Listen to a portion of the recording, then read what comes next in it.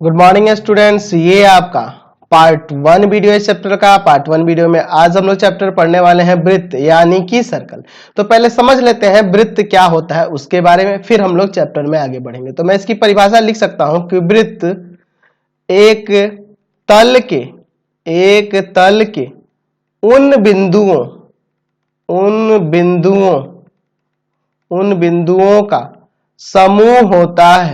का समूह होता है जो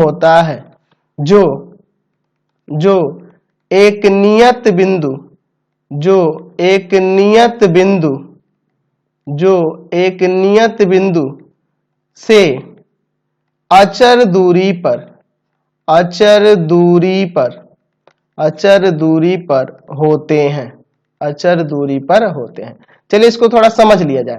वृत्त एक तल के उन बिंदुओं का समूह होता है जो एक नियत बिंदु से अचर दूरी पर होते हैं। जैसे मान लीजिए मैं यहाँ पे एक नियत बिंदु ले रहा हूँ, एक फिक्स्ड पॉइंट ले रहा हूँ।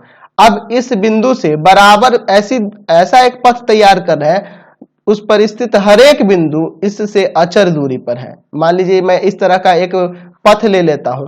अब इस पथ पर स्थित जितने भी बिंदु है ना, यह जितने भी बिंदु है, यहाँ पे जितने भी बिंदु है, देख रहा है ना, ये बहुत सारे बिंदुओं से मिलकर यह पथ बना है। तो इन सब बिंदुओं की इस नियत बिंदु से जो दूरी है वह हमेशा अचर होती है। मतलब यहां से यहां तक की दूरी अचर होगी, उसी तरह यहाँ पे स्थित जो बिंदु होगा उसकी यहां से दूरी अचर होगी, यहां से यहां तक की दूरी अचर होगी, यहां से यहां तक की दूरी अचर होगी, यहां से यहां तक की दूरी अचर होगी। समझ गए? तो यह वृत्त कहलाता है। यह जो पथ देख रहा है यह आपका वृत्त कहलाता है। ये जो गोल वाला पथ देख रहा है इसी को हम लोग क्या कहते हैं? वृत्त कहते हैं। तो इसलिए मैंने लिखा है कि वृत्त एक तल पर, देखिए यह आपका एक तल हो गया, तल पर उन बिंदुओं का समुच्चय है। ये बहुत सारे बिंदुओं से मिलकर बना हुआ पथ है, उन बिंदुओं का समूह है ना, जो एक नियत बिंदु, ये नियत बिंदु है, निश्चित बिंदु है, फिक्स पॉइंट है, इससे इनकी सदा दूरी क्या होती है? अचर होती है। और इस अचर दूरी को हम लोग त्रिज्या के नाम से जानते हैं। यह अचर दूरी क्या कहलाती है? त्रिज्या कहलाती है। और यह जो नियत बिंदु है आपका क्या कहलाता है? तो वृत्त का केंद्र कहलाता है। वृत्त का केंद्र कहलाता है। तो मैं यहां लिख सकता हूं कि नियत बिंदु वृत्त का केंद्र कहलाता है।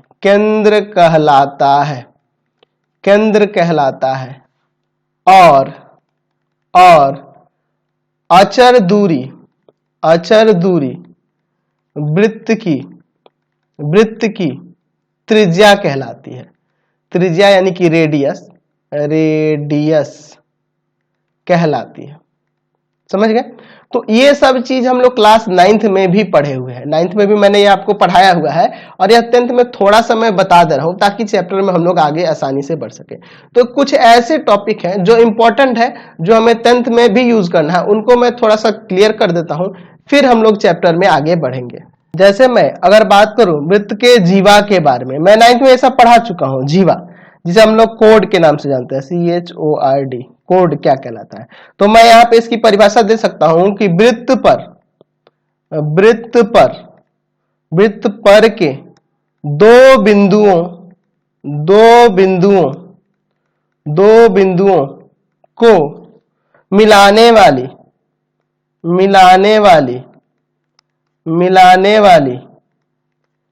रेखाखंड को जीवा कहते हैं या वृत्त की जीवा कहते हैं। ठीक है, चलिए जैसे मैं समझा देता हूं आपको फिगर बना के। मैं यहाँ पे एक वृत्त ले लेता हूं। ठीक है, यह वृत्त हो गया। अब वृत्त पर स्थित कोई भी दो बिंदु लीजिए, यहां ले लीजिए, यहां ले लीजिए, कहीं भी दो बिंदु ले लीजिए। अब इन्हीं दोनों बिंदुओं को मिलाने वाली जो रेखाखंड है ना, यही रेखाखंड जो है आपकी जीवा कहलाती है। जैसे मैं यहाँ पे AB नाम देता हूं, तो यही है आपका AB कोड, यही है जीवा। तो इन सब के बारे में भी मैं क्लास 9th में ही आपको बता चुका हूं, तो ज्यादा मैं बताने वाला नहीं हूं। अच्छा, अब इसी में ये ध्यान रखना कि वृत्त की सबसे बड़ी जीवा जो केंद्र से होकर जाती है वृत्त का व्यास कहलाता है। वृत्त का व्यास कहलाता है, वृत्त का व्यास कहलाता है। ये ध्यान रखना। कहने का मतलब कि जैसे मान लो यहाँ पे मैंने एक वृत्त ले लिया, ठीक है, और वृत्त ले लिया तो इसका एक केंद्र होगा ना जी, यही केंद्र होगा, ठीक है। अब एक ऐसी जीवा खींचिए जो वृत्त के केंद्र से होकर गुजरे इस तरह से, तो यही आपका क्या कहलाएगा, वृत्त का व्यास कहलाता है, वृत्त का व्यास कहलाता है। और हम लोग जानते हैं कि यहाँ व्यास जो होता है ना, व्यास त्रिज्या का 2 गुना होता है, त्रिज्या का 2 गुना होता है, हम लोग ये पहले से भी जानते हैं। तो ये छोटे छोटे पॉइंट्स हैं जिनके बारे में हम लोग पहले पढ़ चुके हैं क्लास 9th में ही आपको पढ़ा चुका हूं। अच्छा, मैंने यह भी बताया है कि एक वृत्त के अंदर अनगिनत जीवाएं खींची जा सकी है। अगर मैं जीवाओं की बात करूं तो ऐसे हो सकता है, ऐसे हो सकता है, ऐसे हो सकता है, ऐसे हो सकता है, क्योंकि वृत्त पर बहुत सारे अनंत पॉइंट है ना, तो अनंत पॉइंट है तो उनको मिलाने में तो बहुत सारे ऐसे जीवा खींचे जा सकते हैं ना, तो एक वृत्त में अनगिनत जीवाएं खींच सकते हैं, ठीक है। चलिए हम लोग और कुछ इंपॉर्टेंट परिभाषा है उनको जान लेते हैं, जो आपके 10th से रिलेटेड है उनको जान लेते हैं, फिर हम लोग फटाफट चैप्टर में आगे बढ़ते हैं। चलिए अगला हम लोग परिभाषा देखते हैं, छेदक यानी कि सेकंड।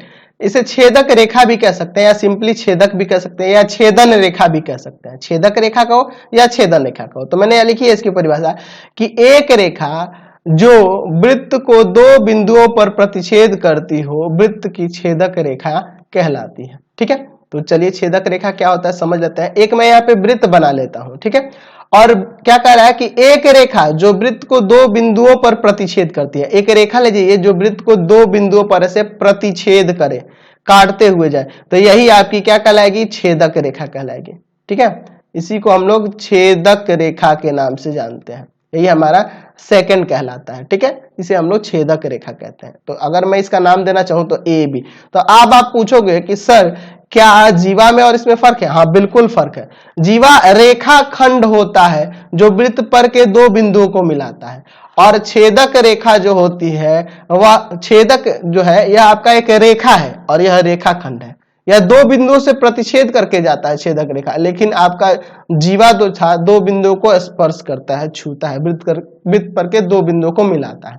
तो अगर आपसे पूछे कि वृत्त पर के, यहाँ पे लिख देता हूं कि वृत्त पर के 2 बिंदुओं से 2 बिंदुओं से 2 बिंदुओं से एक और केवल एक छेदक रेखा गुजर सकती है। यानी कहने का मतलब कि जैसे वृत्त हो गया, वृत्त पर आपको 2 बिंदु दे दिया, वृत्त पर के 2 बिंदु है, यहाँ पे है और यहाँ पे, तो यहां से अगर कहा जाए तो सिर्फ एक ही छेदक रेखा गुजर सकती है, एक ही छेदक रेखा गुजर सकती है। देख लो यहाँ पे, अब कोई छेदक रेखा यहां से इन दोनों बिंदु से गुजर नहीं सकती, एक ही एक। लेकिन अगर कहे वृत्त पर कितनी छेदक रेखा गुजर सकती है, तो ये रखेंगे कि वृत्त पर अनगिनत छेदक रेखा खींची जा सकती है या गुजर सकती है, ठीक है। वृत्त पर अनगिनत खींची जा सकती है, लेकिन वृत्त पर के 2 बिंदुओं पे सिर्फ एक ही छेदक रेखा खींची जा सकती है। जैसे अगर मान लो बात करें छेदक रेखाओं की, तो ये हो जाएगा, ऐसे हम लोग बहुत सारी छेदक रेखाएं गुजार सकते हैं ना, समझ रहे हैं ना बात को। तो याद रखना आप लोग कि वृत्त पर स्थित 2 बिंदु होंगे तो उनसे केवल एक ही छेदक रेखा गुजर सकती है, लेकिन वृत्त पर स्थित अगर छेदक रेखाओं की संख्या बात करें तो वो अनगिनत हो सकती है, यानी अनगिनत खींच सकते हैं वृत्त पर। और वृत्त पर स्थित एक बिंदु से भी कहना, समझ लो वृत्त है, वृत्त पर स्थित एक बिंदु से पूछते कितनी छेदक रेखा गुजर सकती है। मान लो यहाँ पे एक बिंदु दे दे, इनसे कितनी छेदक रेखा गुजर सकती है। तो आप इस रेखा को, अगर रेखा को बात करें एक बिंदु से, तो एक बिंदु से नहीं, उसको खींचने के लिए हमें कितने बिंदुओं की जरूरत होती है छेदक रेखा को? कम से कम 2 बिंदु की आवश्यकता होती है। तो एक के लिए पूछेगा तो आपका गड़बड़ हो जाएगा, ठीक है, क्योंकि एक बिंदु से गुजरता है उसे हम लोग स्पर्श रेखा कहेंगे। अभी आगे बात आपके बारे में, इसके बारे में मैं बताने वाला हूं। तो छेदक रेखा खींचने के लिए आपको कम से कम 2 बिंदुओं की आवश्यकता होती है। देख रहे हैं ना, परिभाषा में भी लिखे कि एक रेखा जो वृत्त के 2 भिन्न बिंदुओं पर प्रतिच्छेद करे, तो 2 भिन्न बिंदु होगा तभी हम लोग वहां से छेदक रेखा गुजार सकते हैं। चलिए देखते हैं स्पर्श रेखा क्या कहलाता है, टेंजेंट क्या होता है। तो यहाँ लिखे हैं कि वह रेखा जो वृत्त के केवल एक ही बिंदु पर मिलती है वृत्त की स्पर्श रेखा कहलाती है। जैसे कि मैंने बताया ना अभी, चलिए जैसे एक ये वृत्त हो गया, अब इस वृत्त से एक रेखा ऐसी गुजरनी है जो वृत्त के एक ही बिंदु पर स्पर्श करे। जैसे मैं यहाँ पे खींचता हूं तो यह रेखा जो गुजर रही है, यह जो रेखा गुजर रही है इस वृत्त को सिर्फ एक ही बिंदु पर यहां से होकर स्पर्श करके जा रहा है, एक ही बिंदु पर स्पर्श कर रहा है, इसलिए इसे हम लोग क्या कहते हैं, स्पर्श रेखा कहते हैं, टेंजेंट के नाम से जानते हैं। ठीक है, तो वह रेखा जो वृत्त को एक ही बिंदु पर स्पर्श करती है या एक ही बिंदु से होकर जाती है उसे हम लोग स्पर्श रेखा कहते हैं। ठीक है, स्पर्श रेखा क्लियर हो गया, समझ गए। तो मैं यहाँ पे पूछूं कि वृत्त के एक बिंदु से कितनी स्पर्श रेखा गुजर सकती है, तो केवल एक। यहां ध्यान रखना कि वृत्त पर स्थित एक बिंदु से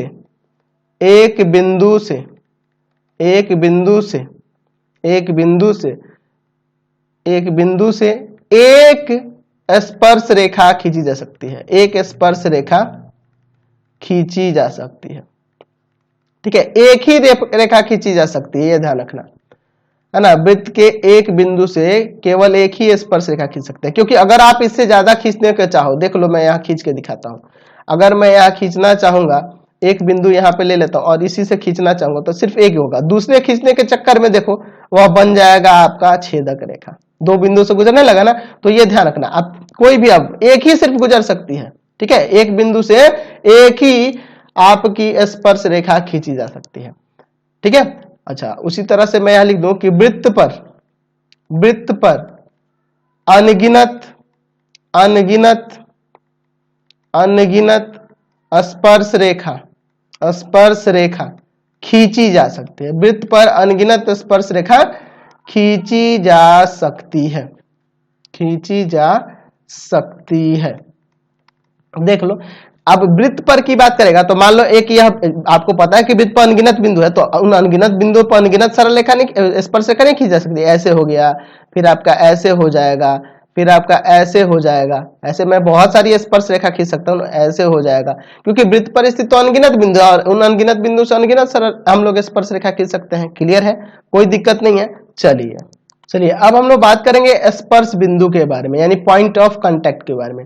तो जिस बिंदु पर स्पर्श रेखा वृत्त पर मिलती है वह स्पर्श बिंदु कहलाता है। यानी कि यहाँ पे देख लो, यह स्पर्श रेखा हो गई और यह जहां पे वृत्त को स्पर्श कर रही है यही बिंदु जो है इसे हम लोग स्पर्श बिंदु कहेंगे। इसे क्या कहेंगे, स्पर्श बिंदु के नाम से जानेंगे। ठीक है, तो स्पर्श रेखा और वृत्त के उभयनिष्ठ बिंदु को हम लोग स्पर्श बिंदु कहते हैं, ऐसे कह सकते हैं। समझ गए ना।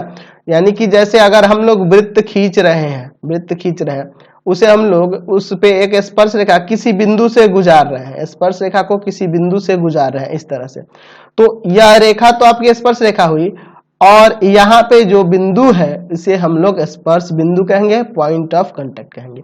अच्छा, वह रेखा जो वृत्त को कहीं पे स्पर्श ना करे, बस बगल से गुजर जाए, उसको क्या कहते हैं, तो उसके अस्पर्श रेखा या अप्रतिच्छेदी रेखा, अस्पर्श रेखा, ठीक है, या अप्रतिच्छेदी रेखा के नाम से भी जानते हैं। ठीक है, ये ध्यान रखना। हम लोग अब प्रमेय की ओर चलते हैं, पहले प्रमेय की ओर। यहाँ लिखे हैं प्रमेय कि वृत्त के किसी बिंदु पर की स्पर्श रेखा स्पर्श बिंदु पर खींची गई त्रिज्या पर लंब होती है। ठीक है, चलिए देखते हैं। तो बहुत ही अच्छा प्रमेय है, इसको साबित करते हैं। इसे हम लोग ऐसे भी लिख सकते हैं, इस तरह से ऐसे भी लिख सकते हैं कि वृत्त की स्पर्श रेखा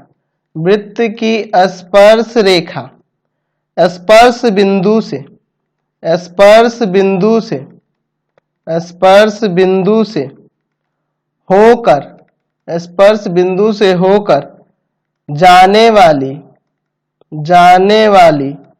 त्रिज्या पर लंब होती है। एक ही बात है, दोनों का मतलब एक ही है। चलिए देखते हैं इसको, चलिए ये साबित करते हैं। इसको साबित करने से पहले मैं एक बेसिक चीज है जो आप लोग क्लास 8 में भी प्रूव किए होंगे, 9 में भी प्रूव किए होंगे, उसको मैं थोड़ा सा बता देता हूँ। हम लोग जानते हैं, जैसे मान लो एक बिंदु हो गया, ठीक है, यह एक बिंदु हो गया और नीचे मैं एक रेखा खींचता हूँ, एक रेखा खींच दिया। ठीक है, अब इस बिंदु से इस रेखा पर बहुत सारी रेखाओं को ऐसे मिलाता हूँ, ऐसे, ठीक है, दूसरी रेखा ऐसे ऐसे ऐसे देख रहे हैं ना। तो इसमें हम लोग क्या देख रहे हैं, इसमें जो सबसे छोटी रेखा होती है ना वो लंब होती है। देख लेना आप हमेशा। यहां से देखो एक बिंदु है, एक बाह्य बिंदु है, और बाह्य बिंदु से इस पर खींची जाने वाली कई सारे रेखाएं खींचे हैं। इसमें जब सबसे जो छोटी रेखा होगी ना वही इस रेखा पर लंब होती है, ये हम लोग जानते हैं। और इसी के आधार पर इसे हम लोग प्रूव करने वाले हैं, इसलिए मैंने इसे आपको पहले ही बता दिया। चलिए देखते हैं। कह रहा है कि वृत्त की स्पर्श रेखा स्पर्श बिंदु से होकर जाने वाली त्रिज्या पर लंब होती है। चलिए मैं एक वृत्त ले लेता हूं, एक वृत्त पर स्पर्श रेखा ले लेता हूं।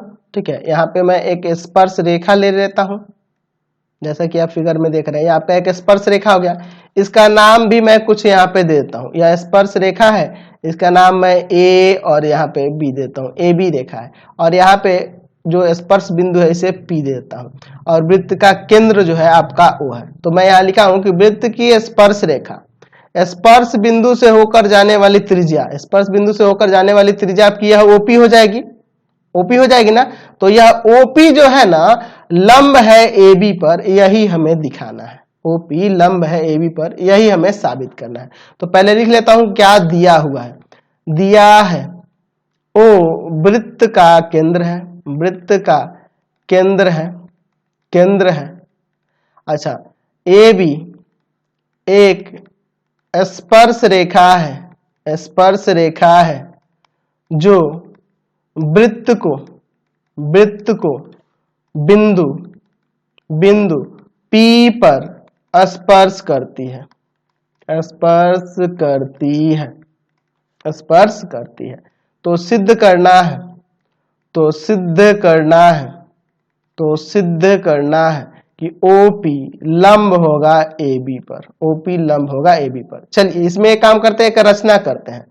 एक रचना में क्या करते हैं कि AB पर एक बिंदु ले लेते हैं Q लिए, एक बिंदु Q लिए। यहाँ पे मैं एक बिंदु Q ले लेता हूं, है ना। AB पर एक बिंदु Q ले लेता हूं जो जो जो जो या जहां लिख देता हूं, जहां OQ वृत्त को बिंदु R पर प्रतिच्छेद करता है, R पर काटता है या प्रतिच्छेद करता है, R पर काटता है। यानी देखो मैं क्या कर रहा हूं, OQ को मिलाता हूं, OQ को यहां पर मैं मिला दे रहा हूं। ठीक है, समझ रहे ना। OQ को मैं यहाँ पे मिला रहा हूं, जो वृत्त को कहां पे प्रतिच्छेद कर रहा है, तो यहाँ इस बिंदु को मैं R दे दूंगा। तो ये रचना है हमारी, इसलिए इसको डॉटेड होना चाहिए ना। चलिए तो मैं यहाँ पे ए बिंदु R देता हूं, जैसा कि मैंने यहाँ लिखा है कि AB पर एक बिंदु Q लिए, जहां OQ जो है OQ वृत्त को R पर काटता है। ठीक है, R पर काट रहा है। चलिए समझ गए। चलिए तो अब लिखते हैं प्रमाण इसका, इसको साबित करते हैं। चलिए देखिए। अच्छा एक चीज बताओ, यहाँ पर मैं यहाँ लिख सकता हूं कि OQ जो है ना, OQ, या मैं लिख देता हूं OR जो है ना, OR छोटा है OQ से, या OQ बड़ा है OR से, ऐसे लिख सकता हूं ना। अच्छा, क्योंकि आप देख लो कि OR जो है ना, OR OQ का ही एक भाग है, एक हिस्सा है ना, एक हिस्सा है। यहां लिख सकता हूं मैं OR OQ का एक भाग है।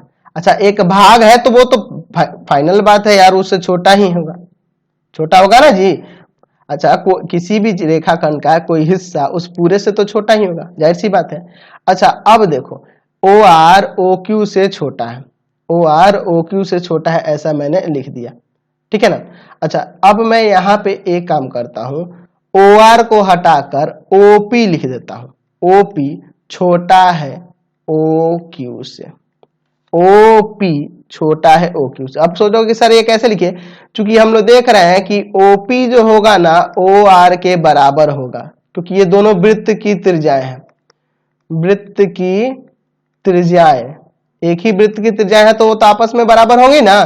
तो यहाँ पे देख रहे हैं कि OP जो है OR के बराबर है, इसीलिए OR को हटाकर मैं OP भी लिख सकता हूं। तो OP छोटा है OQ से, OP छोटा है OQ से।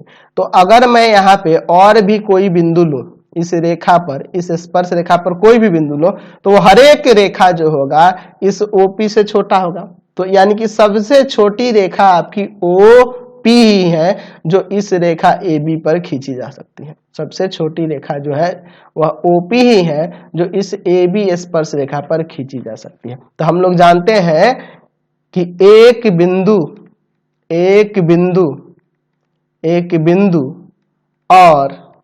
और किसी रेखा के बीच की न्यूनतम दूरी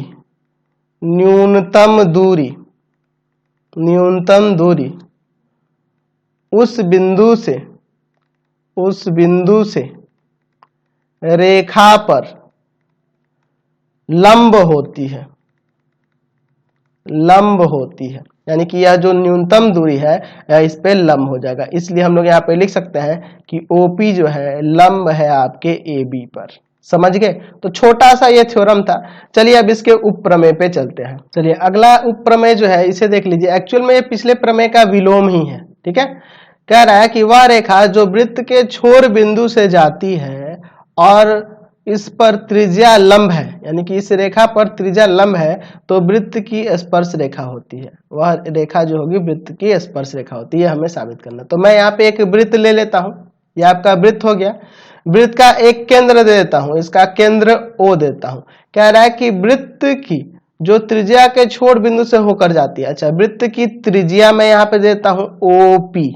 ठीक है, यहाँ पर OP जो है एक वृत्त की त्रिज्या है और इसके छोर बिंदु P से एक रेखा गुजर रही है। एक रेखा इस तरह से इसके छोर बिंदु P से गुजर रही है। ठीक है, एक रेखा P से इस P बिंदु से गुजर रही है। त्रिज्या के छोर बिंदु से एक रेखा, इसका नाम दे देते हैं AB।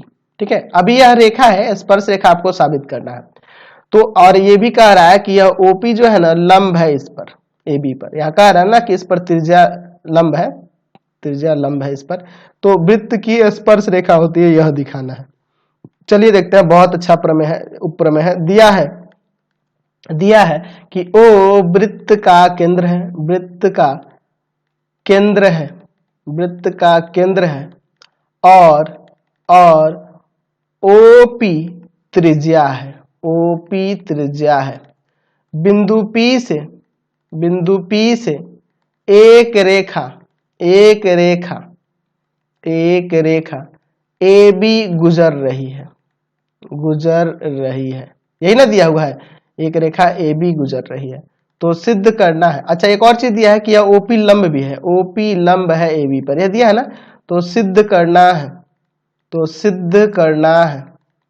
क्या सिद्ध करना है? तो सिद्ध करना है कि AB जो है ना वृत्त की स्पर्श रेखा है, यह हमें दिखाना है। चलिए इसमें एक रचना करते हैं। अच्छा AB पर P के अलावा एक अन्य बिंदु पिछले प्रमेय में जैसे लिए थे Q लिए और OQ को मिलाया। चलिए इतना काम पहले कर लेते हैं। इस पर एक अन्य बिंदु यहाँ Q ले लेते हैं और इस O को Q से मैं मिला देता हूँ। इसको डॉटेड कर देंगे क्योंकि ये आपकी रचना है, इसलिए मैं इसे डॉटेड ही दिखाऊंगा। ठीक है, चलिए रचना है। अब इसका प्रमाण देखो। अच्छा हम लोग जानते हैं कि एक बिंदु से किसी रेखा पर की जो लंब दूरी जो होती है वह न्यूनतम होती है। इतना तो पता है ना, लिख सकते हैं यहाँ पे कि हम जानते हैं, अभी मैंने बताया था आपको, हम जानते हैं कि किसी बिंदु से किसी रेखा पर लंब दूरी न्यूनतम होती है। लंब दूरी जो होती है वह न्यूनतम होती है। सबसे कम होती है। उस बिंदु पर किसी भी अन्य बिंदु से वह दूरी हमेशा न्यूनतम ही रहेगी। अच्छा, यानी कि OP कह सकते हैं कि OQ से छोटा है, कह सकते हैं ना जी। चलिए, तो OQ मतलब कि बड़ा है OP से, ऐसा लिख सकते हैं ना, OP से बड़ा है OQ, OP से बड़ा है OQ, यहां कह सकते हैं ना। अच्छा, चूंकि आप देख रहे हैं Q आपके बाहर स्थित है, क्योंकि OQ जो त्रिज्या से बड़ा है, यहाँ आप क्या देख रहे हैं, OQ आपके त्रिज्या OP से जब बड़ा है तो यहाँ Q आपके बाहर स्थित है, यानी कि Q वृत्त के बाहर है, वृत्त के बाहर है, वृत्त के बाहर है। अच्छा, इस तरह अगर आप कोई भी इस पर बिंदु लोगे वह हमेशा वृत्त के बाहर ही होगा, यानी कि P को छोड़कर AB का प्रत्येक बिंदु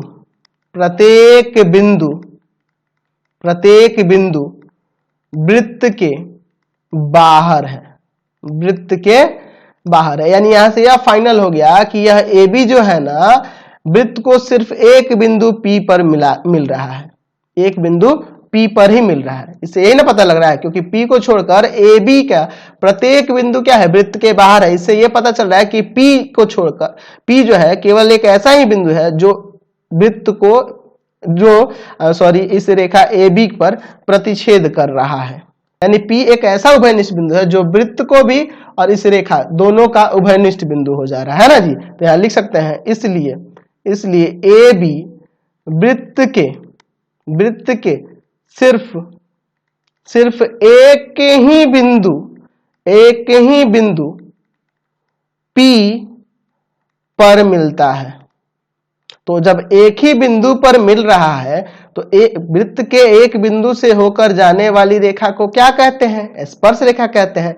अतः AB वृत्त की स्पर्श रेखा है ना, एक स्पर्श रेखा है, एक स्पर्श रेखा है। AB क्या है, एक स्पर्श रेखा है, हमने साबित कर दिया। समझ गए। चलिए, तो इस वीडियो को यहीं पे एंड करते हैं, नेक्स्ट वीडियो में हम लोग आगे बढ़ेंगे। तब तक के लिए धन्यवाद, और प्लीज आप लोग चैनल को सब्सक्राइब करेंगे। इससे रिलेटेड वीडियो देखने के लिए सीधे डिस्क्रिप्शन में जाएंगे, पूरे बुक का लिंक आपको डिस्क्रिप्शन में मिल जाएगा। प्लीज वीडियो को लाइक शेयर करना नहीं भूलना। आपको NCERT, भारती भवन, KC सिन्हा सबके लिंक मिलेंगे डिस्क्रिप्शन में। और कमेंट करके जरूर बताना चैनल के वीडियो आपको कैसे लगते हैं।